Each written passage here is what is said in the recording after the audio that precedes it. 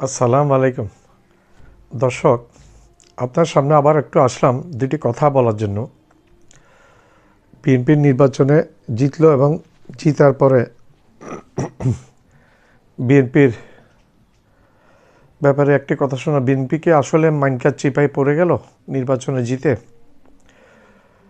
বিএনপির 213টা আসন পেল আউট অফ 299। 299টি আসনের মধ্যে বিএনপি 213টি আসন পেয়ে গেল। এদিকে জামাতের ঘরে, জামাত জোটের ঘরে আছে 66 থেকে 70-এর মতো আসন সিট। তাইলে বোঝা যাচ্ছে জামাত অনেক শক্তি বৃদ্ধি করেছে। জামাত এই পর্যন্ত জামাত যা ছিল তার থেকে জামাত এখন, আগের জামাত থেকে এখন জামাতের শক্তি অনেক বেড়ে গেছে, ভোটার অনেক বেড়েছে, অনেক সিট জামাতের এসছে আগের তুলনায়।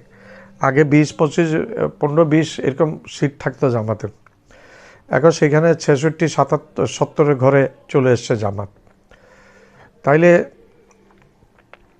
বিএনপি কিন্তু একটি শক্তিশালী বিরোধী দল পাচ্ছে, বিরোধী শক্তি পাচ্ছে, এটা নো ডাউট। এখন কথা হলো, বিএনপি কি মাইন্ডকে চিপায় পড়লো? মানুষ আপনারা বলতে পারেন, ভাই বিএনপি তো একক সংখ্যাগরিষ্ঠ, নিরঙ্কুশ সংখ্যাগরিষ্ঠতা পেয়েছে, মাইন্ডকে চিপে কেমনে পড়লো? তাইলে একটা কথায় আসা যাক। শোনা যাচ্ছে, একটি কথা শোনা যাচ্ছে, বিএনপি নাকি একটা এগ্রিমেন্ট হয়েছিল যে বিএনপি, এগুলো কতটুকু সত্য জানি না, এগুলো কথায় বাজারে চাউর হয়ে আছে। বিএনপি কাউকে কথা দিয়ে এসছে যে জিতার 6 মাসের মধ্যে আওয়ামী লীগকে পুনর্বাসন করবে। এটা একটা পয়েন্ট গেল। এখন বিএনপি আরেকটা ব্যাপার আছে এখানে, বিএনপি বিপক্ষে আছে কিন্তু এখন আওয়ামী লীগ আছে, কিন্তু আওয়ামী লীগ উপরে যত কিছু দেখাক বিএনপিকে তেমন একটা দিবে না। কারণ আওয়ামী লীগ আমলে বিএনপি অনেক নির্যাতিত হয়েছিল, অনেক জেল জুলুম খেটেছিল। এরপরে আছে জামাত, বিএনপির বিপক্ষে আছে জামাত, এবং বাংলাদেশের জনগণ আছে। যেহেতু বিএনপি সরকার গঠন করছে, তাহলে বাংলাদেশের জনগণকে, বৃহত্তর জনগণকে বিএনপি কাউন্টিংয়ের মধ্যে আনতে হবে। কেন বৃহত্তম জনগণ, সেটা আমি আসছি একটু ধীরে ধীরে। বিএনপি কাউন্টিংয়ের মধ্যে আনতে হবে। এরপরে আছে বাংলাদেশের ছাত্ররা, যে ছাত্ররা আওয়ামী লীগ সরকারের কুকর্মের কারণে আওয়ামী লীগ সরকারকে এইখান থেকে বিতাড়িত করেছে, তারা গিয়ে ভারতে আশ্রয় নিয়েছে। সেটাও বিএনপির চিন্তাধারার মধ্যে থাকতে হবে এই জিনিসগুলো। এখন বিএনপির বিপক্ষে থাকবে এই সমস্ত ইয়েগুলো। আর ছাত্রদের যে মোর্চা, ছাত্রদের যে জোট এনসিসি, তারা কিন্তু বিএনপির বিপক্ষে থাকবে। তারা অলরেডি জামাতের সাথে জোটবদ্ধ, তারা বিএনপির বিপক্ষে থাকবে। আর তাদের পিছনে কিন্তু ছাত্রদের বৃহৎ একটি অংশ তাদের পিছনে থেকে যাবে।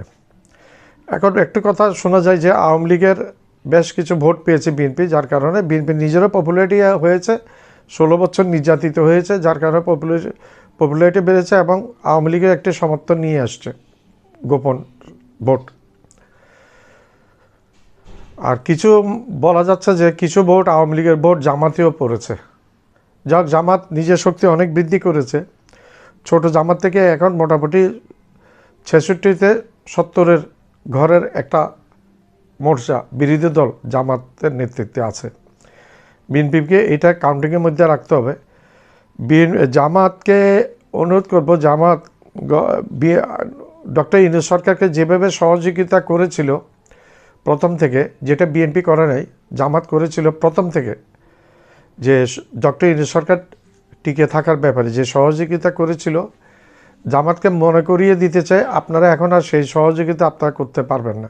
বাংলা মানুষ সেটা গ্রহণ করবে না। বিএনপিকে আপনারা সহযোগিতা করবেন, হ্যাঁ, ক্রিয়েটিভ কোনো কিছুতে সরকারকে আপনারা সহযোগিতা করবেন, কিন্তু বিএনপি যদি কোনো ভুল রাস্তায় চলে, অন্যায় করে, তাহলে কিন্তু আপনাদের বিরোধিতা এটা জনগণ কামনা করবে। এই জন্য আপনাদেরকে বিরোধী দলে পাঠিয়েছে। আপনাদের ভোট অনেক বেড়ে গেছে, সেটা আপনাদের শুকরানা। জামাতে আমির তো মেনে নিয়েছেন, এবং শোনা যাচ্ছে ভোট ইলেকশন ইঞ্জিনিয়ারিং হয়েছে, সেটাও যে হয় নাই তা নয়। প্রথম দিকে যতগুলো কাউন্টিং আসছিল সবগুলোতে জামাত ডবলের চেয়ে বেশি ভোটে এগিয়েছিল। এরপরে হঠাৎ করে ভোটের কাউন্টিং কমে গেছে দুপুরে পরে, হঠাৎ করে কাউন্টিং বন্ধ হয়ে আবার পরে একসাথে সব বিএনপি এইভাবে এসছে। যাক, এগুলি মানুষের কথাবার্তা। আমি যেখানে গিয়েছিলাম সেখানে যে কয়েকটা ভোট কেন্দ্রে গিয়েছিলাম, আমার নিজে ভোট দিয়েছি, আমার কাছে স্বচ্ছ মনে হয়েছে। এখন ভিতরে যে অন্য কিছু করে থাকে সেটা হয়তো আমার চোখে পড়েনি। এখন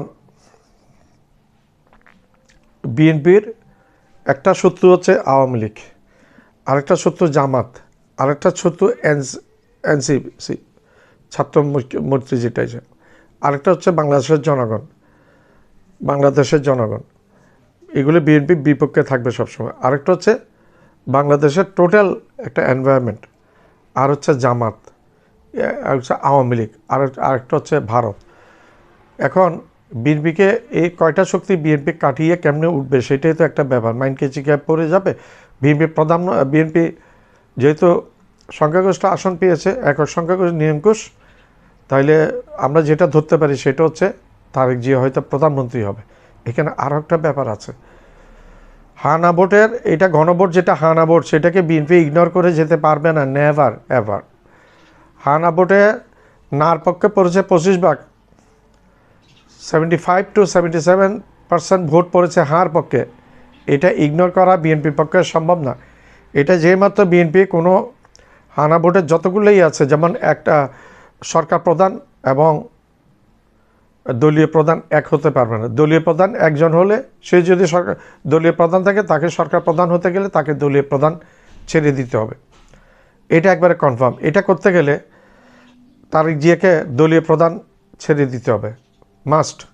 আর তারেক জিয়া দলীয় প্রধান ছেড়ে দিলে নতুন নেতৃত্বকে দিতে হবে দল চালানোর জন্য, নতুন নেতৃত্ব দিতে হবে। ভারতে যেভাবে চলে, একটা নতুন নেতৃত্বকে দিতে হবে দলীয় প্রধান করে।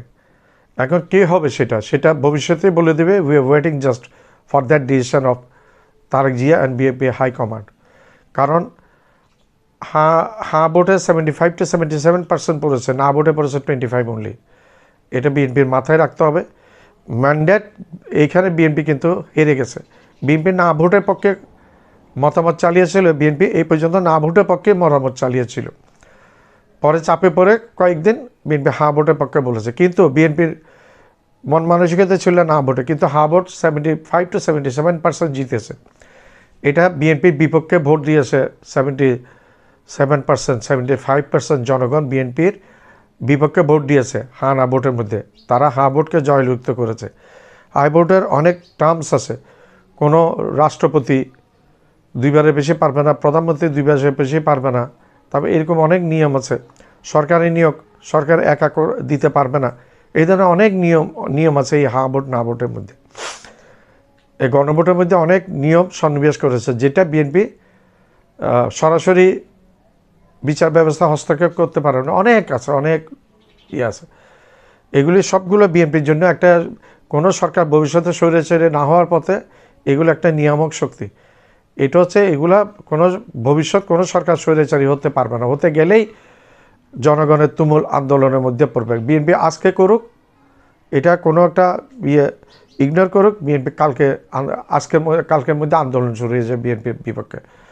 এখন বিএনপি ডানে গেলেও জ্বালা, বামে গেলেও জ্বালা। ডানে গেলে জ্বালা মানে যদি আওয়ামী লীগকে 6 মাসের মধ্যে আওয়ামী লীগকে সুযোগ করে না দেয়, তাহলে বিএনপির জন্য বিপক্ষে থাকবে ভারত এবং বিএনপির বিপক্ষে থাকবে আওয়ামী লীগ। এটা এই বৃহৎ ভারতের চাপ বিএনপি কতটুকু সহ্য করে আসতে পারবে, যেটা ডক্টর ইউনূস ভারতকে, মোদিকে চ্যাংদোলা করে নাচিয়েছে এদিক সেদিক, সেটা তারেক জিয়ার পক্ষে ইম্পসিবল। তারা বলা যায় তারা ভারতের সাথে কোনো একটা করে আসছে, এটা শোনা যায়, এটা আমার কথা না, এটা শোনা যায়। ইয়েতে কতটুকু সত্য সেটা জানি না। যদি সেটা করে আসে তাহলে ভারতের কথা শুনতে হবে। আর ভারতের কথা শুনে যদি 6 মাসের মধ্যে আওয়ামী লীগকে যদি পুনর্বাসিত করতে চায়, তাহলে ছাত্র জনতা বিএনপিকে ছাড়বে না, যেভাবে ছাড়েনি আওয়ামী লীগকে। আর বিএনপি যদি আওয়ামী লীগের পথে চলে, তাহলে বিএনপি পরিণতি হাসিনার মতো হবে, সেটা নো ডাউট একেবারে। কারণ এখানে একটা গণবিপ্লব হয়েছে 24 সালে 5ই আগস্ট মানুষ বিএনপিকে ভোট দিয়েছে। বিএনপির নির্যাতিত একটা পার্টি ছিল বিগত 16-15 বছর। বিএনপির একজন নেতা সালাউদ্দিন কাদেরকে ফাঁসিতে ঝুলিয়েছে শেখ হাসিনা। বিএনপি হাজার হাজার মামলা দিয়েছিল বিএনপির বিপক্ষে। বিএনপি লোকদেরকে বাসায় ঘুমাতে দেয় নাই। তো এই সমস্ত কিছু সব কিছু কাউন্টার মধ্যে চলে আসবে এখন। আর জামাতও মনে হচ্ছে একটা শক্ত অবস্থান করবে এই বিএনপির বিপক্ষে, যেহেতু বিরোধী দল জামাত কারো বদন্যতা আসেন, এগুলো সব বিএনপি যেভাবে নির্বাচিত, জামাত নির্বাচিত এসছে। এখন ইলেকশন ইঞ্জিনিয়ারিং কথা বলছে, যদি ইঞ্জিনিয়ারিং হয়ে থাকে তাহলে জামাত হয়তো ক্ষমতায় না আসলেও জামাতের এমপির সংখ্যা আরও অনেক বেড়ে যেত। 54 হইতে 55 জন আছে যারা চাকরিতে 5,000 ভোটে ডিফিট খেয়েছে। তো এইখানেও মানুষের সন্দেহের টিকটা এখানেও আছে। এটা হয়তো পরিকল্পিতভাবে করেছে অথবা আল্লাহ মালুম। তো এগুলো মানুষের মধ্যে, এই ভোটটা নিয়ে মানুষের মধ্যে অনেকটা মিশ্র প্রতিক্রিয়া আছে। তারপরেও আমরা বলবো 16 বছর পরে মানুষ ভোট দিতে পেরেছে। মানুষ ভোট কেন্দ্রে গিয়ে ফিরে আসে নাই, আমার ভোট আরেকজনে দিয়ে দিয়েছে এরকম হয় নাই, এরকম দেখিনি, আমার চোখে পড়ে নাই। আর এখানে হিন্দু ভোটাররা অবশ্যই বিএনপিকে ভোট দিয়েছে। আমি প্রচুর হিন্দু ভোটার দেখেছি যারা ভোট দিতে গিয়েছে। আওয়ামী লীগের বিরাট একটা অংশ বিএনপির পক্ষে ভোট দিয়েছে, বিরাট একটা অংশ।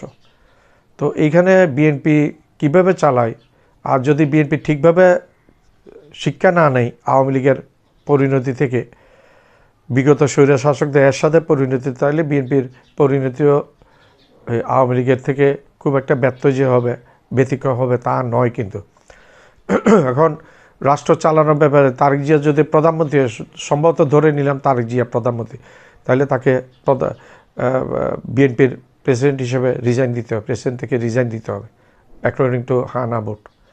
এটা কনস্টিটিউশনের একটা অন্তর্ভুক্ত মতো হয়ে গেছে, এটা এখন ইগনোর করা যাবে না।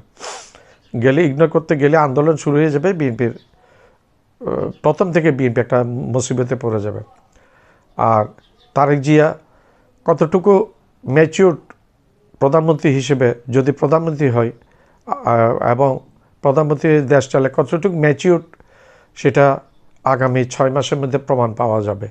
আর যদি তারেক জিয়া না আসে, তারেক জিয়া দলীয় প্রধান থাকে, ধরেন দলীয় প্রধান থাকলে, তাহলে প্রধানমন্ত্রী হতে পারবে না, অন্য কাউকে দিতে হবে। সেটা বাংলাদেশের ইতিহাসে হয় না। আমরা সাধারণত ক্ষমতার মেইন জায়গায় চলে যেতে চাই, দলের যে ক্ষমতার আমরা মেইন জায়গায় চলে যেতে চাই। তো এখন ওইখানে গেলে বিএনপির তারেক জিয়া কতটুকু ম্যাচুরিটি পরিচয় দেয়, কতটুকু কী দেয় না দেয়, এটা আগামী after within 3 to 6 months we can imagine, we can understand, we can believe, we can watch. আমার চ্যানেলটা লাইক করবেন, শেয়ার করবেন, সাবস্ক্রাইব করবেন, বেল আইকনটা প্রেস করবেন, সাবস্ক্রাইব করতে ভুলবেন। আবার বলছি, আমার চ্যানেলটা লাইক করবেন, শেয়ার করবেন, সাবস্ক্রাইব করবেন, বেল আইকনটা প্রেস করবেন, সাবস্ক্রাইব করবেন, সাবস্ক্রাইব করতে ভুলবেন না।